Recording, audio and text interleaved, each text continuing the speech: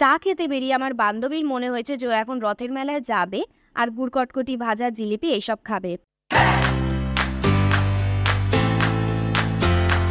তো আমরা কিন্তু এখানে নিয়ে নিয়েছিলাম গুড়ের গজা আর জিলিপি, আর এখানে দেখো ছোট ছোট খাটগুলো কি দারুণ।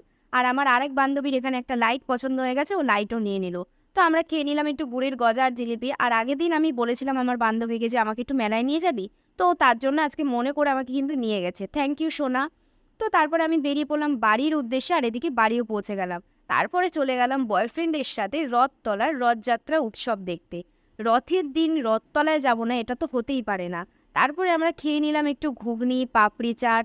তারপরে বেরিয়ে পড়েছিলাম একটু বাইরের দিকে, আর নিয়েও নিলাম একটু গুড়ের গজা, তারপরে পুরীর গজা, এইগুলো। তো তারপরে একটু ঠান্ডা খেতে ইচ্ছা করছিল, আমি আর আমার বয়ফ্রেন্ড ঠান্ডা খেয়ে বেরিয়ে পড়লাম বাড়ির উদ্দেশ্যে নাচতে নাচতে। তো চলো, আজকের ভিডিওটা কিন্তু ভালো লাগলো। আর তোমরা রথযাত্রার দিন কিভাবে কাটালে কমেন্টে জানিয়ে।